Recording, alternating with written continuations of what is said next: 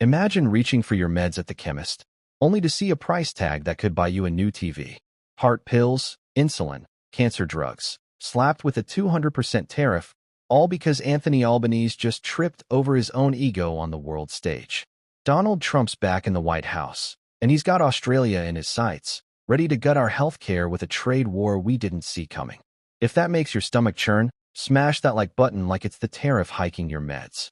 Subscribe if you're over leaders who'd rather pose for selfies than fight for us. And grab the Make Politics Honest Again shirt. Link below. Wear it to the servo, your rent protest, or when you're screaming at the telly over this diplomatic disaster. This is no small blunder, mates. It's a full-blown crisis, and Albanese is out here playing checkers while Trump's rewriting the rules. Let's rip into this mess. Trump's threatening a 200% tariff on our pharmaceutical imports, and it's not just about trade, it's a shakedown. Cancer patients, kids with chronic illnesses, everyday Aussies needing mental health meds. They're the ones who'll pay the price when drugs cost more than a mortgage payment. Trump's team claims it's to protect American innovation, but don't be fooled. This is revenge. Word from Washington, stuff the mainstream won't touch, says Trump's pissed because Albanese got too chummy with Biden, jumped on the EU's anti-China train, and banged on about climate while Trump's all about oil and coal. So he's freezing us out, and our life-saving meds are collateral damage. Pharmacies are already bracing for shortages and price spikes, and patients? They're just confused, wondering why their government's asleep at the wheel. Now, you'd think Albanese would have prepped for this, right? Wrong. He jetted off to meet Trump for what was billed as a make-or-break summit, but DFAT insiders, our foreign affairs folks, say he showed up hopeful but clueless. That's diplomatic speak for no plan, no spine.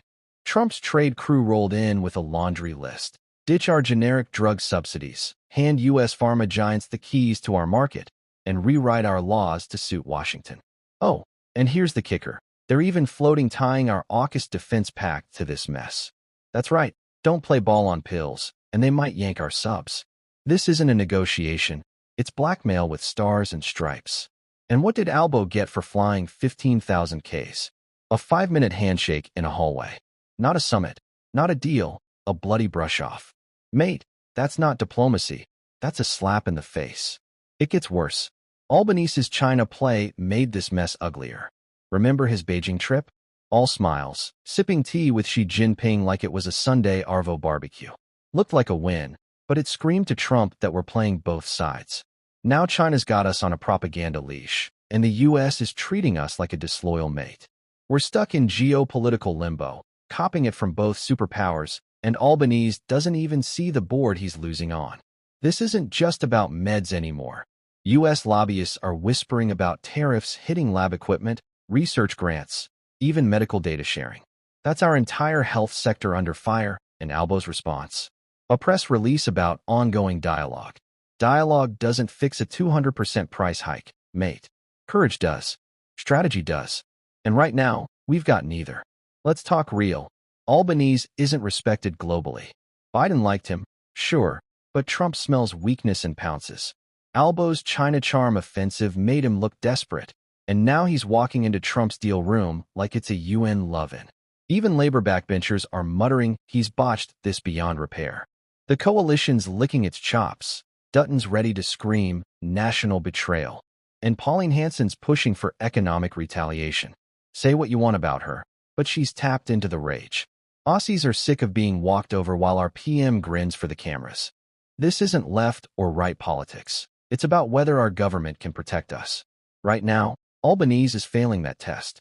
We've got a cost of living crisis, a rental crisis, an energy crisis, and now a health crisis looming. All while he fumbles foreign policy like a bloke who forgot to read the brief. We're not a superpower. We can't afford to piss off both Washington and Beijing. Yet here we are, caught in a diplomatic crossfire because Albo thought a smile could outsmart Trump. If you're angry, you should be. If you're worried, you're not alone. This isn't just a bad meeting, it's a warning. Australia's in a diplomatic freefall, and unless someone grabs the wheel, we're crashing. Demand answers. Demand transparency. Demand a leader who fights for us, not one who grovels. Smash that like button if you're done with this circus. Subscribe if you want to hold Albo accountable. And grab that Make Politics Honest Again shirt. Wear it to the chemist, the pub, or when you're raging at the news. Links below. Stay loud, stay sharp, and don't let Australia become a global punchline. This is our future. Let's fight for it.